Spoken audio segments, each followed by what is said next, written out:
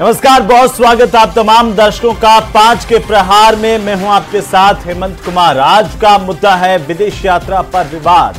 मुख्यमंत्री भजनलाल शर्मा की विदेश यात्रा को लेकर कांग्रेस पार्टी ने सवाल खड़े किए हैं। सीएम भजनलाल शर्मा जापान और दक्षिण कोरिया की यात्रा पर हैं। कांग्रेस ने कहा कि अदालत की अनुमति के बिना मुख्यमंत्री ने विदेश यात्रा कर अग्रिम जमानत की शर्तों का उल्लंघन किया है। तो वहीं बीजेपी ने इस पर पलटवार करते देर नहीं लगाई। कहा कि सीएम भजनलाल शर्मा ने राहुल गांधी की यात्रा पर सवाल उठाए थे, इसीलिए कांग्रेस तिलमिला गई। मुख्यमंत्री की इस यात्रा पर जाने के बाद उनके खिलाफ एडीजी कोर्ट में याचिका भी दाखिल की गई है। आज इसी को लेकर के हम करेंगे चर्चा, लेकिन पहले देखिए ये रिपोर्ट।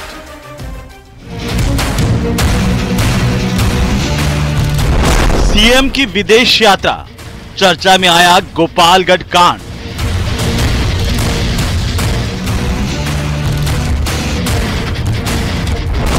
कांग्रेस का आरोप, बिना कोर्ट की अनुमति के विदेश गए सीएम। कोर्ट से सशर्त अगर उनको जमानत मिली हुई है तो मुख्यमंत्री को जाना चाहिए, लेकिन जाने से पहले कोर्ट से परमिशन लेनी चाहिए थी। देश के संविधान के अनुसार यदि कोर्ट ने आपको पाबंद किया है कि आप विदेश यात्रा पर नहीं जा सकते, उसके बाद आप सरकारी कार्यक्रम बनाकर और राइजिंग राजस्थान के नाम पर इन्वेस्ट लेने के लिए आप जापान और कोरिया की यात्रा पर गए, आपके साथ सारे अधिकारी गए, तो आप ये बताइए, ये जो कार्यक्रम आपने हाथ में लिया, उसके बाद आपके मंत्री इधर उधर की बातें कर रहे हैं, फालतू के बयान दे रहे हैं। कांग्रेस के आरोपों को बीजेपी ने किया खारिज। 2011 की घटना जो गोपालगढ़ की हुई, उसका पूरा प्रदेश और देश भूला नहीं है। किस प्रकार से सैनी समाज के लोग और अन्य समाज के लोगों पर हमला करके कितने लोगों को घायल किया और कितने लोगों की हत्या की। आज भी तुष्टीकरण की नीति करके इस प्रकार का षड्यंत्र रच रहे हैं, पर उनको ध्यान रहना चाहिए कि कांग्रेस की सरकार नहीं है, ये भारतीय जनता पार्टी की सरकार है। मंत्री जवाहर सिंह बेडम बोले, राहुल की यात्रा पर उठाए थे सवाल, कांग्रेस तिलमिला रही है। अब राहुल गांधी जी अमेरिका में भारत के संबंध में उन जरूर बयान देते हैं, उन बयानों पर आदरणीय मुख्यमंत्री जी ने जब सवाल उठाए तो कांग्रेस तिलमिला रही।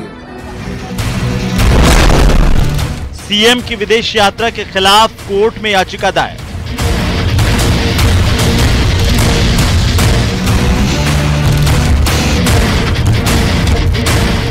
विदेश यात्रा पर विवाद।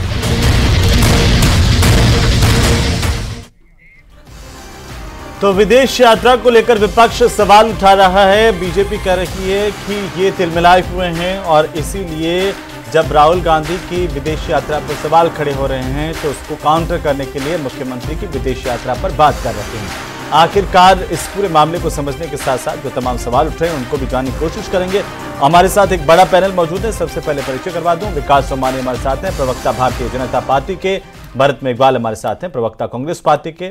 मितुल जैन हमारे साथ हैं, अधिवक्ता हैं, और साथ ही आशुतोष रावत हैं, वरिष्ठ पत्रकार के तौर पर। मितुल जैन साहब, सबका स्वागत करते हुए सवाल आपसे कि आखिरकार इस मामले को देखें। कांग्रेस के ये आरोप है कि मुख्यमंत्री भजनलाल शर्मा गोपालगढ़ कांड में एक आरोपी के तौर पर उनका नाम चिन्हित है। कोर्ट से अनुमति लेकर के ही उनको बाहर जाना चाहिए था। क्या है सच्चाई? आप कानूनी नजरिए से कैसे समझाएंगे इस पूरे मामले को? जी बिल्कुल। तो माननीय मुख्यमंत्री जी जो हैं, उनको धारा 438 दंड प्रक्रिया संहिता के अंदर अग्रिम जमानत का लाभ दिया गया था। जी। सेक्शन 438 जो है वो, उसमें एक कंडीशन ये भी होती कि अगर कोर्ट चाहे तो ये कंडीशन लगा सकता है आरोपी के ऊपर कि अगर उसको देश की सीमाओं को छोड़ के जाना है तो पहले न्यायालय से अनुमति लेकर जाना होगा। जो अभी जो मामला सामने आया है उसमें जो मुख्य मुद्दा है वो यही है कि माननीय मुख्यमंत्री जी देश की सीमाओं को छोड़ के चले गए हैं बिना कोर्ट की परमिशन के। तो ये ग्राउंड बनता है जमानत को खारिज करने का, बेल को कैंसिल करने का, जिसका प्रावधान सेक्शन 439 के अंदर निहित है दंड प्रक्रिया संहिता के। जी। लेकिन यहाँ पर जो समझने वाली बात है वो ये है कि बेल कैंसिलेशन का जो ग्राउंड है वो सिर्फ और सिर्फ ये नहीं हो सकता कि आपने जमानत की जो कंडीशंस थी उनको वायलेट किया है। वो एक ग्राउंड हो सकता है, लेकिन इसके अलावा जो न्यायिक दृष्टांत हैं माननीय सुप्रीम कोर्ट एवं माननीय उच्च न्यायालय के द्वारा जो पेश हैं उसमें कई सारे फैक्टर्स को कंसीडर किया जाता है, जैसे कि क्या इस व्यक्ति के जिसको की जमानत पर छोड़ा गया है, क्या ऐसा हो सकता है कि ये ट्रायल को प्रभावित करेंगे, क्या ये ऐसा हो सकता है कि क्या ये विटनेसेस को प्रभावित करेंगे। तो इन सारे फैक्टर्स को भी कंसीडर कोर्ट करेगी बेल को कैंसिल करने से पहले। मेरा एक सीधा सा सिंपल सा सवाल है, क्योंकि आम लोगों के भी समझ में आ जाए जो राजनीति सवाल उठा रही है उस लिहाज से कि क्या ट्रायल के बीच में अदालत की अनुमति के बिना विदेश यात्रा करके अग्रिम जमानत की शर्तों का उल्लंघन मुख्यमंत्री भजनलाल शर्मा ने किया है? जी हां, अगर शर्त है तो शर्त का उल्लंघन है, बिल्कुल शर्त अगर उसमें है तो शर्त का उल्लंघन है, आप ये कहना चाह रहे हैं। बिल्कुल। लेकिन ये जो सवाल उठ रहे हैं विकास सोमानी साहब, इसका जवाब दीजिए। देखिए कांग्रेस तो कह ही रही है, कानूनी पहलू भी यही है कि मुख्यमंत्री बिना सूचना दिए या शर्तों का उल्लंघन करके गए, तो क्या एक मुख्यमंत्री से अपेक्षा की जाए कि कानून को तोड़ करके वे इस तरह से करेंगे? इंफॉर्मेशन दी जा सकती थी, क्या कहना आपका? देखिए हेमंत जी, 10/8/2013 में ये अग्रिम जमानत हुई थी और अग्रिम जमानत के बाद लगातार जब केस ट्रायल चल रहा है, तो ट्रायल में जब अग्रिम जमानत के संबंध में जब माननीय मुख्यमंत्री विदेश दौरे पे गए तो सूचना देने का जो संदर्भ है, क्योंकि अमूमन जो है राज्य सरकार की हैसियत से माननीय मुख्यमंत्री वहाँ गए हैं और राइजिंग राजस्थान के लिए गए हैं, तो सूचना सार्वजनिक है। और रही बात जहाँ तक न्यायालय की है, तो न्यायालय में जब भी ये ट्रायल चलती है तो उसमें महत्वपूर्ण विषय ये होता है कि किसी जांच को प्रभावित करने के लिए या कोई जिस तरह का कार्य किया जाए, तो न्यायालय में मामला विचारण है, तो न्यायालय इस बात को जो याचिका लगी है तो उसमें निर्णय करना न्यायालय के हाथ में है, क्योंकि न्यायालय सब पहलुओं को देखता है। जब किसी पहलू में अग्रिम जमानत दी जाती है तो विशेष परिस्थितियों में अग्रिम जमानत मिलती है, क्योंकि अग्रिम जमानत सामान्य केसों में नहीं मिल पाती है। सुप्रीम कोर्ट द्वारा ये कहा भी जाता है कि किसी अपराध में अग्रिम जमानत देने का मतलब है कि उसमें कहीं ना कहीं इस तरह के तथ्य हैं तो अग्रिम जमानत दी गई है। और अग्रिम जमानत को दिए हुए भी आज 10 साल से अधिक समय हो चुका है, और जब मुख्यमंत्री विदेश यात्रा पर गए और राज्य सरकारी कार्यक्रम के दौरान वो गए हैं और सार्वजनिक रूप से गए, कोई किसी तरह का इंटेंशन जो होता है, न्यायालय में एक बहुत बड़ी बात देखी जाती है इंटेंशन, कि कोई इंटेंशन तो ऐसा नहीं है जिससे न्याय में प्रभावित होने की है। तो जहां तक ये और आगे 24 सितंबर की डेट है, तो न्यायालय में जो याचिका लगी है उस पर अपना पक्ष रखेंगे और पक्ष रखने के बाद जो भी होगा न्यायालय विचार करेगा उस विषय पे। और न्यायालय उस तत्वों को जो तथ्यों को महत्वपूर्ण रूप से देखते हैं कि इस प्रकार का जो ये राजनीतिक मुद्दा बनाना एक न्यायालयिक की प्रक्रिया को, उन तथ्यों को, उन ट्रायल को देखते हुए, तो मैं समझता हूं इसका मीडिया ट्रायल और इसका राजनीतिक लाभ लेने का उद्देश्य नहीं होना चाहिए। कांग्रेस से इसको देखिए, कांग्रेस ने आप पर आरोप लगाया, मितुल जैन साहब से हमने पूछा तो उन्होंने कहा कि ये अग्रिम जमानत की शर्तों का उल्लंघन तो इसमें हुआ है। मेरा सवाल सीधा सीधा ये था जनता के, आम जनता के हिसाब से, कि अगर मुख्यमंत्री कानून तोड़ेंगे, उल्लंघन करेंगे, तो फिर आम लोगों का क्या होगा? ये तो एक छोटी सी बात थी कि ये कोर्ट का और मुख्यमंत्री भजनलाल शर्मा के बीच का मामला है। वैसे देखा जाए छोटा सा एक इंफॉर्मेशन दे सकते थे या ले सकते थे, आम लोगों को कोई इंफॉर्मेशन न्यायालय में जो मामला इस केस में। जी सोमानी साहब।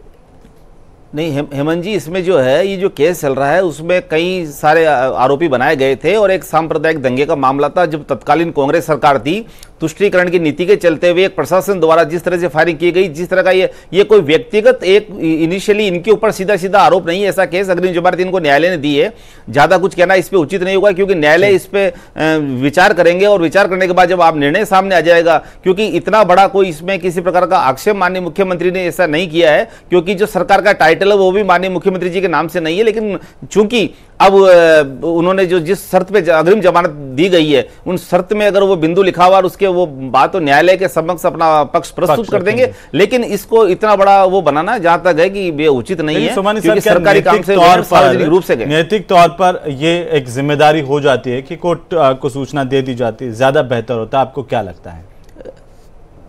हेमंत जी, ये बात आप सही कर रहे हैं कि न्यायालय में बाकी जो न्यायालय की प्रक्रिया होती है, लेकिन नैतिक तौर पर विपक्ष को भी मौका नहीं मिलता, इसमें कोई इतनी बड़ी बात तो थी नहीं।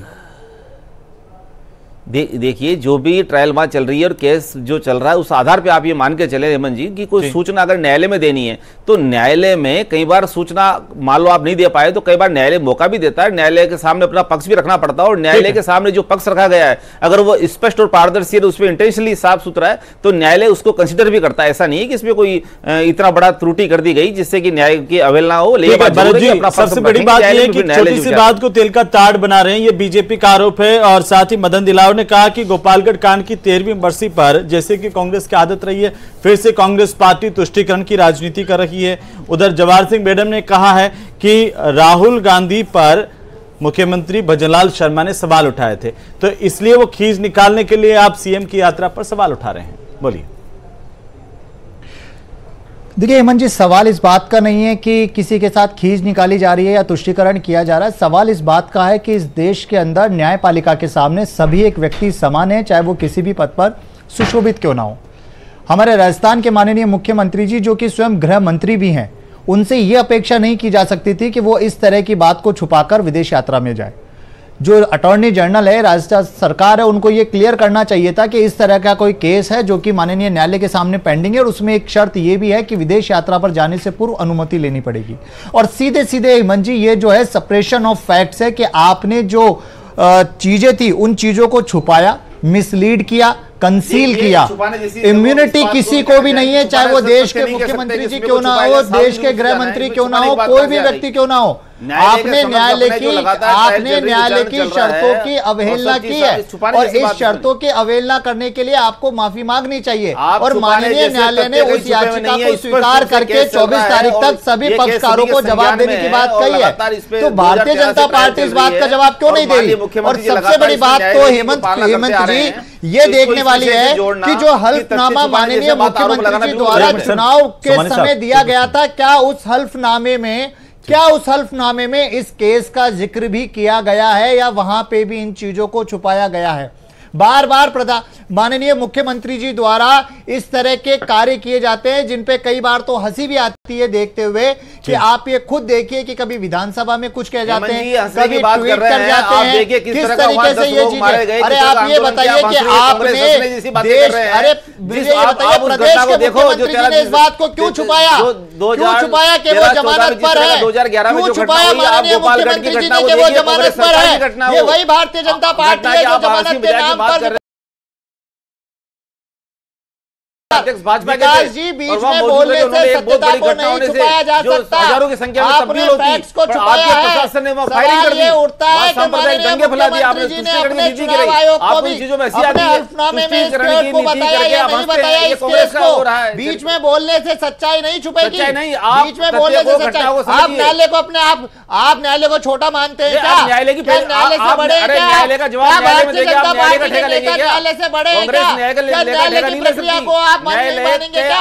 अगर किसी शर्त पे बोलना हो तो उसका क्लैरिफिकेशन दे राजस्थान सरकार, क्लैरिफिकेशन बताए राजस्थान सरकार। न्यायालय में समझ रखा जाएगा जो पक्ष क्या रखा जाएगा? न्यायालय की शर्तों को आपने नहीं माना, न्यायालय की शर्तों को नहीं माना आपने। क्या किसी मुख्यमंत्री जी को, क्या किसी भी अधिकारी को, क्या किसी भी राजनेता को न्यायालय की प्रक्रिया से ऊपर माना जाएगा क्या? क्या इम्यूनिटी है क्या आपके पास? आज आप बड़े बड़े आरोप लगाने की बात कर रहे हैं। माननीय मुख्यमंत्री जी बिना उसका गए सूचना के इसका जवाब दीजिए क्यों गए? गलती हुई ना आपसे। अटॉर्नी जनरल को जवाब देना चाहिए, राजस्थान सरकार को क्लैरिफिकेशन देना चाहिए। ठीक है आशुतोष रावत जी, आपने बीजेपी कांग्रेस दोनों के वक्तव्य सुने हैं, लेकिन क्या आपको लगता है एक वरिष्ठ पत्रकार के तौर पर कि कहीं सरकार से ही चूक हुई है इस पूरे मामले को लेकर के? क्योंकि मुख्यमंत्री भजनलाल शर्मा कोई निजी काम से तो विदेश गए नहीं हैं। दो तरह की बातें मैं समझ पा रहा हूं, जितनी कि एक नैतिक तौर पर यह जिम्मेदारी एक नागरिक के तौर पर उनकी बनती थी कि कानून का पालन करें, न्यायपालिका का पालन करें, लेकिन दूसरा पक्ष ये भी है कि राजनीति के अलावा कोर्ट भी इस मामले को देख रहा है, तो ये सब जुडिस है, ये तो न्यायालय तय करेगा कि उनकी शर्तों का उल्लंघन हुआ या नहीं हुआ है। जी बिल्कुल हेमंत जी, देखिए कानूनी मामले में, इस मामले पर क्या हुआ है, कानूनी राय कुछ भी अलग हो सकती है, लेकिन राजनीतिक तौर पर अगर आप इस सारे प्रकरण को मेरी नजर से देखने की कोशिश करें तो मुझे लगता है कि कांग्रेस ने इस मुद्दे को उठा करके एक बार मुख्यमंत्री भजनलाल की छवि को और मजबूत करने का काम किया है। आपको शायद मेरा बयान बड़ा अटपटा लगेगा कि एक तरफ उनके ऊपर कानूनी प्रक्रियाओं की बात हो रही है और मैं कह रहा हूं कि छवि मजबूत होगी, क्योंकि देखिए 2011 का मामला हम सबके सामने हुआ था और हमने उस समय भी इसको कवर किया था, लेकिन हमको भी यह है कि भजनलाल शर्मा का उस 2011 के जो गोपालगढ़ कांड में क्या भूमिका थी उसकी चर्चा हमने कभी नहीं सुनी।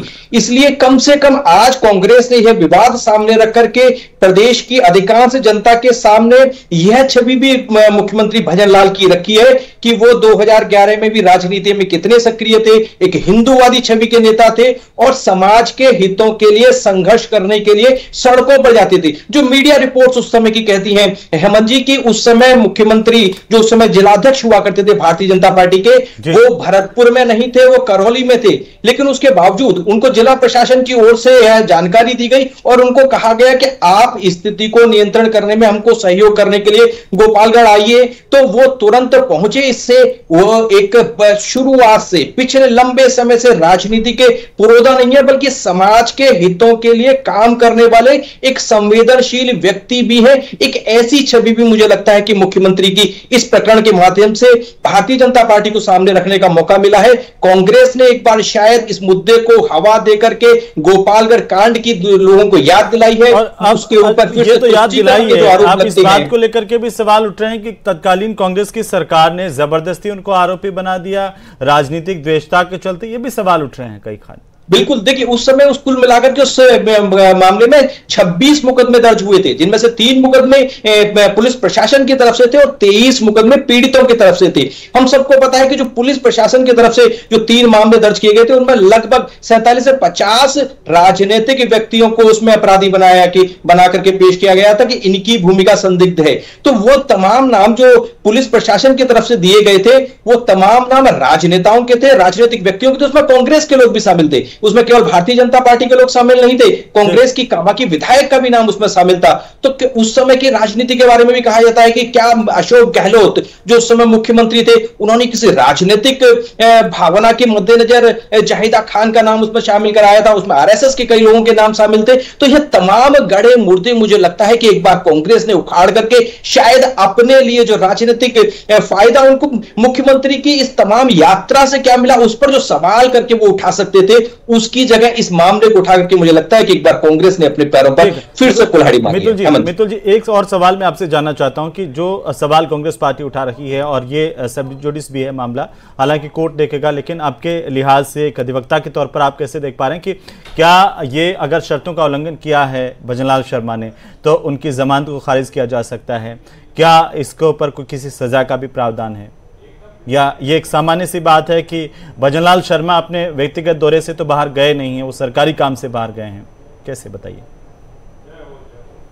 जी।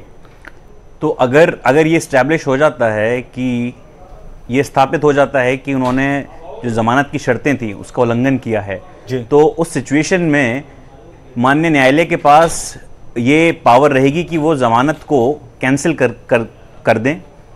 जमानत को कैंसिल करने के लिए हालांकि बहुत सारे फैक्टर्स को ध्यान में रखना पड़ता है, जैसे कि क्या ये व्यक्ति जिसकी जमानत कैंसिल करनी है, जिसको जमानत का लाभ दिया गया था, क्या वो किसी भी तरीके से जांच को प्रभावित कर रहा है, क्या वो किसी भी तरीके से गवाहों को प्रभावित कर रहा है, या कुछ इस तरीके से है कि वो न्यायालय की प्रक्रिया का विरोध कर रहा है या उसमें पार्टिसिपेट नहीं कर रहा है। तो बहुत सारे फैक्टर्स को देखना पड़ता है बेल को कैंसिल करने के लिए। बेल कैंसिलेशन जो है वो एक्स्ट्रा ऑर्डिनरी सिचुएशन है, आम बात नहीं है, एक्स्ट्रा ऑर्डिनरी सिचुएशन है, उसी में ही बेल को कैंसिल किया जाता है।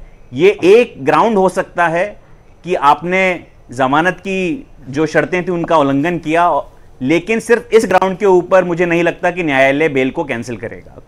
लेकिन अगर बेल कैंसिल होती है तो सिचुएशन में कस्टडी में भेजा जाएगा और फिर रेगुलर बेल जो है उसका प्रावधान जो है वो आएगा और माननीय मुख्यमंत्री जी के पास रेगुलर बेल अप्लाई करने का प्रोसीजर रहेगा उनके पास। भरत मेघवाल जी, बीजेपी तो उल्टा आप पर आरोप लगा रही है कि राहुल गांधी की विदेश यात्रा पर जब सवाल खड़े किए तो उसके एवज में आप ये आरोप लगा रहे हैं भजनलाल शर्मा पर। भजनलाल शर्मा कोई व्यक्तिगत निजी यात्रा पर तो गए नहीं है, प्रदेश के लोगों के लिए ही सरकार की सरकारी यात्रा पर गए हैं। ऐसे में आपको नहीं लगता कि आपने उनकी छवि को और ज्यादा सुदृढ़ करने की कोशिश की है, जिसे आशुतोष जी समझ रहे हैं?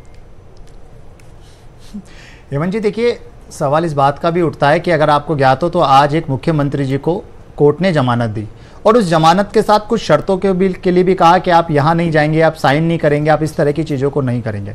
मुझे लगता है कि जब डेजिग्नेशन में वरिष्ठ पत्रकार लिखा हो और आप किसी की छवि को बड़ा करने की बात कहते हो तो क्या ऐसे मुख्यमंत्री भी उन सब चीज़ों को करने के बाद बड़े हो जाएंगे? सवाल बार बार यहां पे ये उठ रहा है, इथिकल सवाल। हम ये नहीं कह रहे कि मुख्यमंत्री जी को सजा मिले, मुख्यमंत्री जी को जेल में ले जाए, मुख्यमंत्री जी की जमानत को खत्म कर दिया जाए। सवाल ये उठता है कि पब्लिक के सामने एक जो परसेप्शन बना हुआ है कि इस देश के अंदर जो सबसे बड़ी संस्था है वो न्यायालय है और न्यायालय के आगे सब नतमस्तक होते हैं। अगर देश के प्रधानमंत्री, देश के गृह मंत्री, प्रदेश के मुखिया, प्रदेश के गृह मंत्री, कोई भी व्यक्ति हो, अगर न्यायालय ने कोई शर्तों को उसमें लिखा है, न्यायालय कोई मामूली चीज तो नहीं है ना जो अपनी मन की मर्जी से कोई भी शर्तों को एड ऑन कर देगा। अगर आपने उस शर्त का उल्लंघन किया है, आपने एक प्रोसीजर का उल्लंघन किया है तो आपको नहीं लगता कि आप राजनीतिक तौर पर इसका इस्तेमाल कर रहे हैं? क्योंकि एक सवाल यह भी है, जब मामला कोर्ट में, न्यायालय में और उसको लेकर के एक याचिका दाखिल कर दी गई है ऑलरेडी, तो कोर्ट फैसला कर देगा कि क्या सही है क्या गलत है। उसका इतना सवाल उठना बनता है, सवाल उठना नहीं, राजनीतिक फायदा नहीं है हेमंत जी। प्रदेश के मुखिया है, प्रदेश के सूबे के मुखिया है, अगर मुखिया इस तरह की गलती करेंगे जो कि स्वयं गृह मंत्री है तो क्या मैसेज जाएगा पब्लिक के बीच में? ये सवाल बिल्कुल लाजमी बनता है आप जो है कि आपने जिस तरीके से इन चीजों को छुपाया है उनमें लिखा है कि तो उसको गलती मानना चाहिए आपको। आपने अनुमति नहीं लेना, यानी आपने उन शर्तों की अवहेलना की है और आप कह रहे हैं कि इससे उनकी छवि सुदृढ़ हो जाएगी। यानी आप ये मैसेज देना चाहते हैं कि अगर आप न्यायालय की शर्तों की अवहेलना करेंगे तो आपकी शर्तें, आपकी जो छवि है वो सुदृढ़ होती हुई चली जाएगी। आज से 12 साल पहले कोई घटनाक्रम हुआ, उस घटनाक्रम के बाद 2 बार आपकी सरकार आ गई। अगर आपकी छवि सही थी, अगर आप सही थे तो आपकी सरकार ने क्यों नहीं उस समय पक्ष रखा? अरे न्यायालय 2 बार आपकी सरकार आ गई ना, न्यायालय ने अभी तक आप जमानत में है, न्यायालय के अंदर छवि सुदृढ़ हो जाएगी। आप एक गलत मैसेज डिलीवर करना चाहते हैं लोगों के बीच में कि न्यायालय की शर्तों की अवहेलना कीजिए और अपनी छवि को सुदृढ़ कीजिए। आप ये मैसेज देना चाहते हैं इस देश की और इस प्रदेश की जनता के बीच में? आपको न्यायालय की बात बताने के लिए वो नहीं है कि न्यायालय ने आपको जवाब दे रहे हैं जी। हेमंत जी, जिस तरह की जो गोपालगढ़ की जो घटना थी उसके उस पहलू भी जाए, ये कांग्रेस के हमारे साथी कह रहे हैं कांग्रेस समय की घटना थी। अब न्यायालय की बात आई है, जब न्यायालय की बात करें तो न्यायालय जवाब दे देगा। जो अग्रिम जमानत उसमें बिंदु लिखा हुआ है, अनुमति के लिए जा सकते हैं, आपने क्या जवाब दे देंगे कोर्ट उस शर्त की अवहेलना करी या नहीं करी? आप तो खुद एक वकील है ना, क्या आप तो खुद वकील है ना, आप अपने क्या जो भी आपके पास परिवादी आएगा उसको कहेंगे? आखिरी जवाब है मैं आपसे भरत जी जवाब दे रहे हैं जी, संक्षेप में। सोमानी साहब, जब अग्रिम जमानत दी गई थी तो अग्रिम जमानत में जो बिंदु है जिनकी शर्तों का उल्लंघन नहीं करता, उस शर्त में एक शर्त यह भी है, यह बात जरूर है कि माननीय मुख्यमंत्री राजस्थान सरकार की यात्रा से गए, सार्वजनिक रूप से गए, किसी तथ्य को छुपाया जाना नहीं है। लेकिन सरकार के पास मामला होता है पूरा का पूरा कानूनी रूप से एक जानकारी तो देनी थी। उसमें एक्सेप्शन है क्या? आप इस यात्रा के लिए जा सकते हैं? उसमें कोई एक्सेप्शन पॉइंट है क्या कि आप इसी यात्रा के लिए जा सकते हैं? अरे आप समझ नहीं रहे, आप अग्रिम जमानत की जो शर्तें हैं उस शर्तों के समय जवाब दे देंगे ना। बहुत बहुत शुक्रिया आप सभी का चर्चा में शामिल होने के लिए। कुल मिलाकर के राजनीति अपने तरीके से देखती है और कोर्ट अपने तरीके से। इंतजार करना होगा कि कोर्ट इसे किस तरीके से देखता है और क्या इस पर निर्णय दिया जाता है।